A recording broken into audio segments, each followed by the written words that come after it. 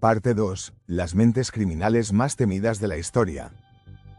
El horror que caminó entre la gente. A lo largo de la historia, algunos criminales no solo asesinaron, se ocultaron, manipularon y convivieron con la sociedad, pasando inadvertidos mientras construían verdaderos infiernos personales. En esta segunda parte, exploramos a quienes llevaron la crueldad a niveles extremos, dejando cicatrices imborrables en la memoria colectiva. Asesino 8. Friedrich Hartmann alias, el carnicero de Hannover. Friedrich Heinrich Karl Hartmann nació en Alemania en 1879, en una familia marcada por la violencia, la represión y una profunda inestabilidad emocional. Desde su infancia mostró conductas perturbadoras, episodios de agresividad, impulsos sexuales descontrolados y una dificultad evidente para adaptarse a la vida social. Su padre, autoritario y violento, lo consideraba débil. Su madre, en cambio, lo sobreprotegía, generando una personalidad dependiente y desequilibrada.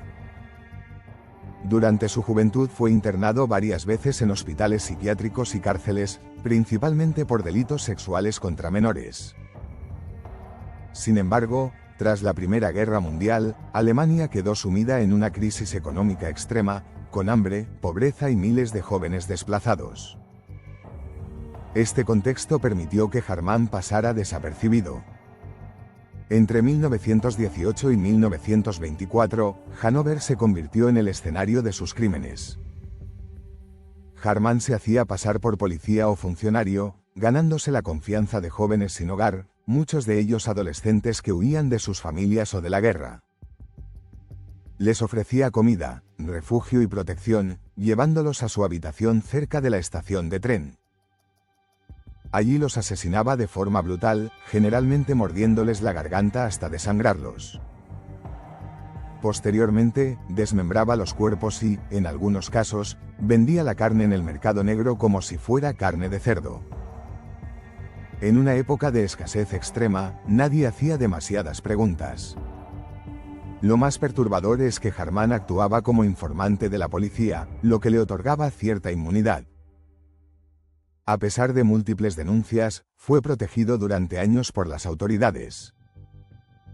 Finalmente, restos humanos encontrados en el río Leine destaparon la verdad.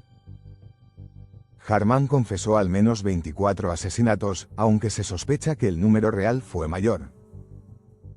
Fue ejecutado en 1926. Su cerebro fue conservado para estudios científicos, como un intento desesperado por entender cómo un monstruo pudo convivir tanto tiempo con la sociedad sin ser detenido. Asesino 9. Peter Kürten alias, el vampiro de Düsseldorf. Peter Kürten nació en 1883 en una familia extremadamente pobre y violenta. Desde muy pequeño estuvo expuesto al alcoholismo, abusos físicos y sexuales. A los 9 años ya mostraba conductas sádicas, torturando animales y experimentando placer con el sufrimiento ajeno. Su vida adulta fue una sucesión de robos, incendios provocados, agresiones y encarcelamientos. Sin embargo, su etapa más oscura comenzó a finales de la década de 1920, cuando Düsseldorf fue sacudida por una serie de crímenes atroces. Kürten atacaba principalmente a mujeres y niños. Utilizaba cuchillos, martillos o tijeras, y en muchos casos bebía la sangre de sus víctimas, lo que le valió el apodo de vampiro. No siempre buscaba matar. En ocasiones, el acto violento en sí era suficiente para su satisfacción. Lo más aterrador era su frialdad. Después de algunos ataques, regresaba al lugar del crimen para observar la reacción de la policía o incluso mezclarse entre la multitud. Durante meses, la ciudad vivió sumida en el terror, con padres que no dejaban salir a sus hijos y una prensa que alimentaba el pánico colectivo. Fue finalmente traicionado por su propia esposa, quien, tras escuchar sus confesiones, lo denunció. Durante el juicio, Kürten describió sus crímenes con un nivel de detalle escalofriante y aseguró no sentir culpa alguna. Fue ejecutado en 1931 mediante guillotina. Antes de morir, pidió escuchar el sonido de su propia sangre al ser decapitado, una frase que lo inmortalizó como una de las mentes más perturbadas del siglo XX. Asesino 10. Charles Willis Manson alias Satan. Charles Willis Manson nació en 1934 en Estados Unidos, hijo de una adolescente alcohólica que lo abandonó repetidamente.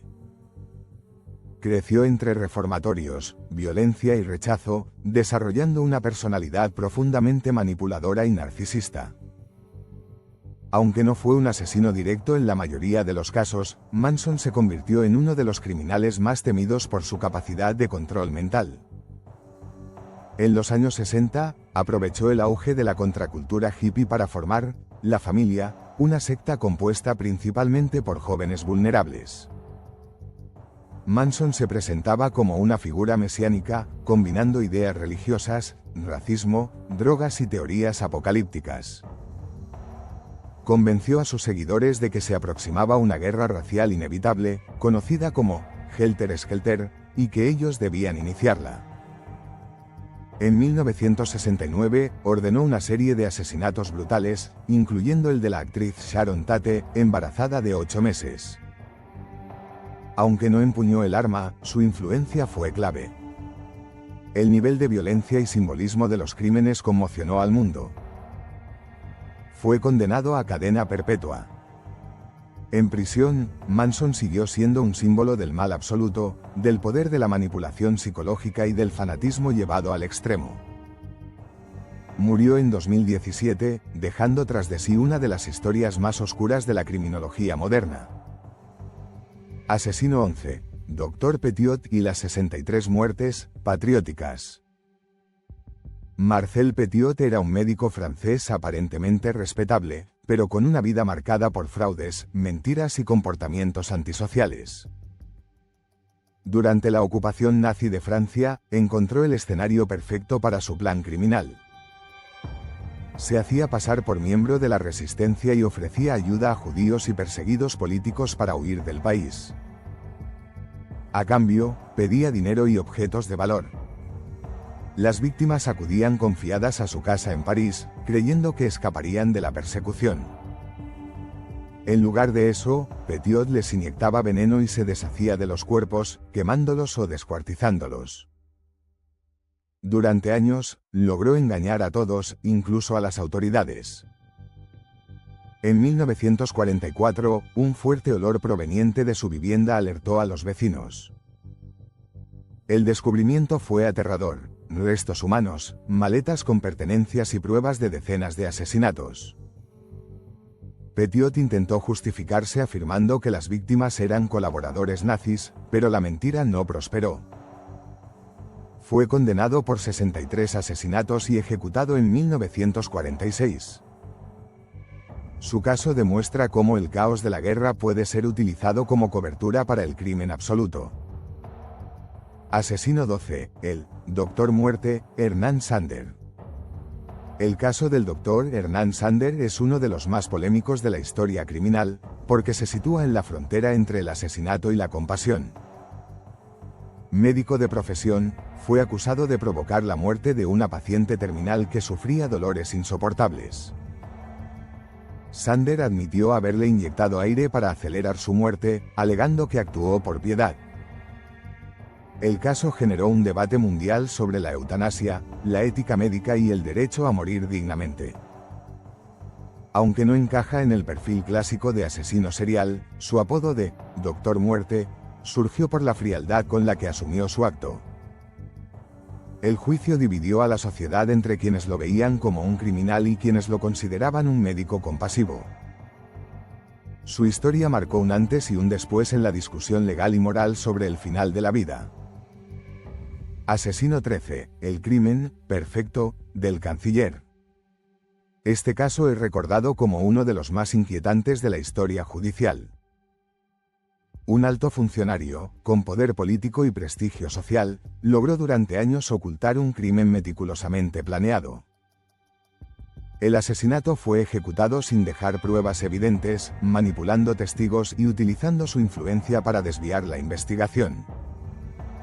Durante mucho tiempo fue considerado un crimen imposible de resolver. Sin embargo, pequeñas inconsistencias, testimonios tardíos y nuevas técnicas forenses terminaron revelando la verdad. El llamado crimen perfecto demostró que incluso el poder más alto puede caer, y que la justicia, aunque tarde, puede llegar. Estas historias no solo hablan de crímenes, sino de contextos sociales, traumas, ideologías y silencios colectivos que permitieron que estas mentes operaran durante años. Comprenderlas no es justificar el mal, sino intentar evitar que vuelva a repetirse.